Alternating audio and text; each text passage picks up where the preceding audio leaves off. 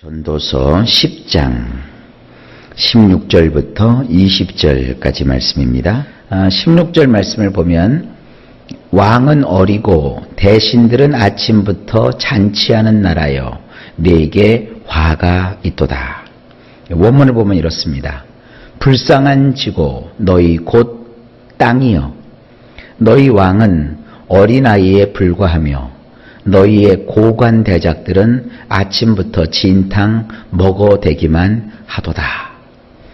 이 코헬레트라고 하는 전도자가 이 인생의 덧없음 그것에 대해서 계속 얘기하고 있죠. 지금 오늘 이 대목에서는 이제 어떤 나라를 빗대어 말하고 있는 겁니다. 이제 16절과 다음 구절인 17절을 이렇게 대조시키고 있습니다. 먼저 부정적인 얘기부터 하죠. 불쌍한 지고. 이 불쌍한 지고라는 말은 이게 그 감탄사예요. 우리식으로 하면 이제 어즈버. 너희 곧 땅이요. 이 땅이라고 하는 것은 나라를 뜻하는 거예요. 참 그 어처구니 없고 참 그 한탄에 맞이할 수밖에 없는 그런 나라가 어떤 나라냐. 그 나라의 왕은 어린아이에 불과하대요. 이건 철부지라는 겁니다. 왕이 철부지예요. 그리고 너희의 고관 대작들은 아침부터 진탕 먹어대기만 하는도다. 음식만 먹는 게 아니라 뇌물도 먹고 그저 자기의 입속만 차리는 그와 같은 위정자들이 있는 땅은 참 불쌍하다 이겁니다. 그리고 17절을 보실까요? 왕은 귀족들의 아들이요 대신들은 취하지 아니하고 기력을 보하려고 정한 때에 먹는 나라여 내게 복이 있도다. 원문 이렇게 되어 있습니다. 행복하겠구나. 너희 곧 땅이여 너희 왕은 고결한 문중의 아들이고 너희의 고관 대작들은 때에 맞춰 먹어 기력이 튼튼하고 술에 취해 있지 아니하도다. 대조가 되죠? 16절과는요. 이런 그 나라는 참 행복하다는 거예요. 왕은 고결한 문중의 아들이고 그래서 이 고결하다는 것은요. 많이 배웠다. 품위가 있다. 품격이 있다. 그리고 굉장히 우수하다. 이런 그 왕가에서 잘 배우고 학식과 또 덕을 겸비한 아주 좋은 그런 가문을 배경으로 삼은 그 사람이 이제 왕이 됐다 이거예요. 그러니까 그 왕이 나라를 다스릴 때 지와 덕을 겸비하여 백성들을 잘 다스릴 거예요. 그리고 또 아래에 있는 그 신하들도 선별하고 골라서 뽑아가지고 그 신하들과 더불어 나라를 잘 이끌 겁니다. 그에 맞추어서 그 왕을 섬기고 모시는 고고간 대작들도 보니까 때에 맞추어서 음식을 먹고 그리고 기력이 튼튼하고 술에 취해 있지 아니하도다. 때를 맞출 줄 아는 그와 같은 위정자들. 그리고 심신이 건강해요. 몸도 건강하고 마음도 건강하고 정신도 건강해요. 그리고 그들은 술에 취해 있지도 않아요. 그래서 늘 적당한 그와 같은 시기를 맞출 줄 알고 백성들을 위해서 봉사할 줄 아는 이런 나라. 이런 나라는 참 복되다는 거예요. 그러니까 이 코헬레트가 가만히 세상을 보니까 어떤 나라는 왕 하나를 잘못 만나가지고 그 잘못된 왕을 모신답시고 그 왕 주변으로 맴돌면서 온갖 추행과 악한 일은 다 저지르면서 백성들의 고육을 다 빨아먹는 그런 나라가 있는가 하면 어떤 나라는 보면 왕부터 시작해서 그 고관대작과 말단에 이르기까지 다 품행이 방정하고 그리고 정말 생각과 심신이 건강하고 그리고 때에 맞춰서 이 술이라고 하는 것이 마실 때도 있고 마시는 것을 금할 때도 있고 또 넘치지 않게 이렇게 절제함으로 인해서 나쁜 일이 일어나지 않는다. 이런 것들을 이 코엘레트가 얘기하는 거예요. 이런 나라, 이런 고관대작들과 함께 삶을 사는 그 땅, 그 나라, 그 백성들은 얼마나 행복하겠느냐. 이게 대조시키고 있어요. 우리 대한민국도 이렇게 17절에 해당하는 그런 살기 좋은 행복한 나라가 되기를 주의 이름으로 축복합니다. 그 다음에 이제 18절로 넘어가 봅니다. 게으른즉 석가래가 내려앉고 손을 놓은즉 집이 새느니라. 왕과 그 고관대작들만 그렇게 반듯하게 살아서 된다는 얘기가 아닙니다. 모든 백성들, 우리 모두는 이렇게 살아야 된다 하면서 코엘레트가 인생 사는 이치를 이야기해주고 있는 거예요. 원문을 보면 이렇습니다.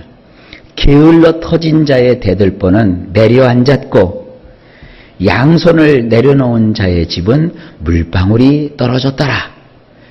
나라를 보더라도 왕이 그릇되고 그러면 그 왕을 모시고 섬기는 고관대작들도 다 나쁜 짓만 하고 왕이 반듯하면 그래서 그 왕을 모시고 있는 고관대작들도 다 똑바르게 이렇게 통치를 할 수밖에 없다.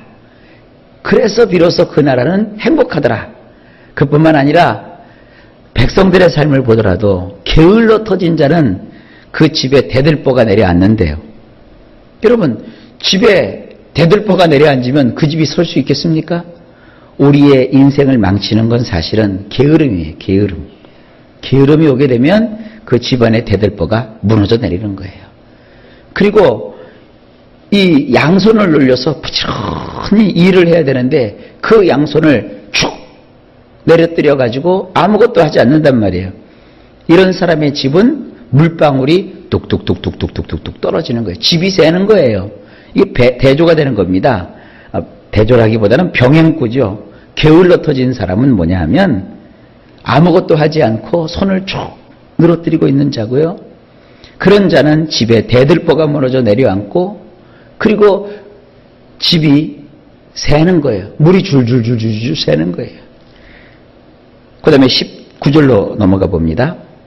잔치는 희락을 위하여 베푸는 것이요 포도주는 생명을 기쁘게 하는 것이나 돈은 범사에 이용되느니라. 이 세상 살아가는 이치입니다. 원문이 이렇게 돼 있어요. 먹는 게 있어야 사람들이 깔깔거리며 웃게 되고 즐길 수 있는 포도주가 있어야 사는 맛들을 느끼며 돈이 있어야 모든 일에 큰 소리를 치게 마련이더라. 이치가 맞죠? 그래요. 사람 모이는 곳에는요. 먹는 게 있어야 돼요. 먹는 게 있어야 사람들이 깔깔거리며 웃지요. 먹을 게 없으면 이게 웃을 수 있겠습니까? 그리고 이 코엘레트가 보니까 즐길 수 있는 포도주가 있어야 사는 맛들을 느끼고 이걸 꼭 여러분 포도주를요. 술로만 생각하지 마세요. 음료죠, 음료. 우리가 어디 갈 때 뭐 물만 싸갖고 가나요? 뭐 각종 주스나 또 음료 같은 거를 준비해 가잖아요. 그 음료를 마시면서 사람들이 인생 사는 맛을 느끼는 거예요. 여러분이 가사의 일을 하거나 어떤 그 직장 생활을 하거나 사업을 할 때도 힘든 일을 하고 나서 또 맛있는 밥을 먹고 그 다음에 또 밥 먹은 다음에 뭐 마셔요? 차 마시잖아요. 뭐 취향에 따라서 어떤 분은 녹차를 마시기도 하고 어떤 사람은 뭐 보아차를 마시기도 하고 어떤 사람은 또 커피를 마시기도 하고 그러면서 또 차 한 잔을 마시잖아요. 그 차를 마실 때 달콤하고 씁쓸하고 텁텁하고 하는 이런 맛을 즐기는 거예요. 그리고 그 차에서 나는 향기가 있잖아요. 그런 걸 이렇게 하면서 우리가 어떤 그래 인생 참 보람되다 이런 걸 느끼잖아요. 그 다음에 모름지기 사람 세상 살 때는 뭐가 있어야 돼요? 돈이 있어야 돼요. 돈이 있어야 모든 일에 큰 소리도 칠 수 있는 거예요. 아무리 사람이 좋아도요 돈이 없으면 주눅 들어 살죠. 그렇지 않습니까? 아무리 뭔가 뜻이 있어도 가지고 있는 돈이 없으면 그 뜻을 펼칠 수도 없는 것이고, 이게 뭡니까? 이게 인생의 이치예요. 여기 우리가 잘 생각해 보세요. 세 가지예요. 먹는 거, 마시는 거, 그리고 돈. 이게 세상에 우리가 사는 동안에 필요한 것들이에요. 코엘레트가 보니까 이런 것이 다 있어야 사람이 행복하더라. 이게 쫙 잡히세요.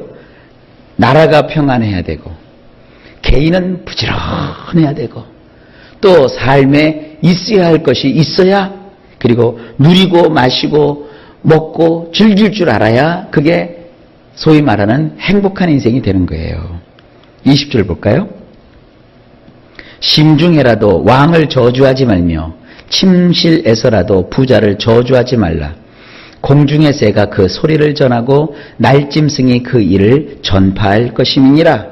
원문이 이렇습니다. 게다가 너는 생각으로라도 왕을 저주하려 들지 말고 내가 안채에 누웠을 때에도 부자를 저주하지 말라. 왜냐하면 하늘들의 새가 그 소리를 가지고 이리저리 다니면서 그 가진 두 날개 짓으로 그 말을 선포하기 때문이니라. 너희가 행복한 삶을 살려면 적어도 이렇게 살아야 되지 않겠느냐. 이 지금 코엘레트가 뭘 얘기하느냐 하면 이렇게 살아라 이거 하는 얘기보다는 세상의 이치를 드는 거예요. 너희가 세상에서 편안하고 행복하게 살려면 이렇게 살아야 된다. 이렇게 사는 사람들은 그야말로 세상에서 평안하더라. 내가 보니까 그렇더라. 지금 하면서 어떤 결론을 우리에게 주기 위해서 쭉 이 얘기를 이어가고 있는 거예요. 20절에서 뭐냐 하면은 생각으로라도 왕을 저주하려 들지 말아라. 너는 왕이 아니지 않느냐. 왕은 너의 생사 여탈권을 가지고 있고 그 왕의 명령 한마디로 네 사업장의 문을 열 수도 있고 닫을 수도 있다. 그런 권세를 가진 왕을 네가 함부로 저주하면 네 인생이 편할 것 같으냐? 그리고 여기 안채라는 말은 뭐냐면 그 왜 집을 졌을 때 방을 여러 개를 만든단 말이에요. 이 원문을 보면 그래요. 여러 개의 방 깊숙한 곳에다가 침상을 만들어 놓고 그 침대에 누웠단 말이에요. 그러니까 여러 개의 방 가운데서 깊은 곳에 침대를 만들었기 때문에 아무도 그가 그 침소에서 떠드는 소리를 못 들을 거라고 생각하고 거기서 부자를 저주하지 말라. 부자는 뭐예요?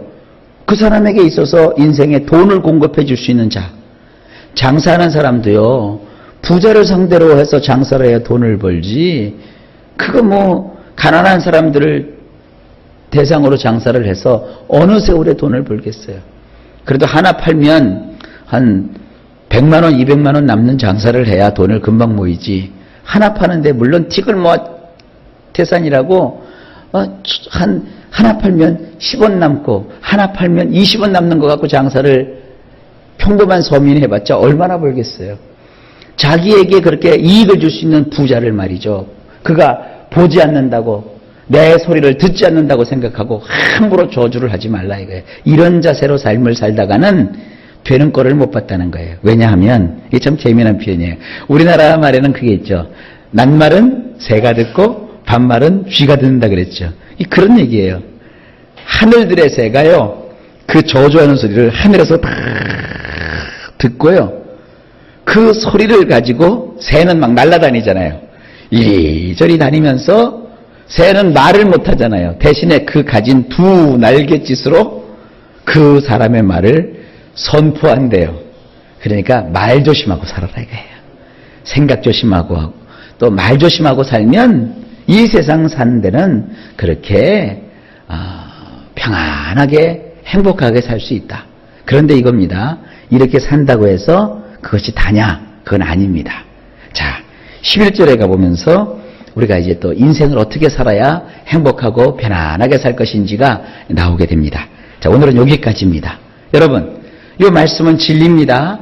우리도 이렇게 좀 먹을 것이 있고 또 마실 것이 있고 인생을 평안하고 행복하게 지낼 수 있기를 먼저 예수님의 이름으로 축복합니다.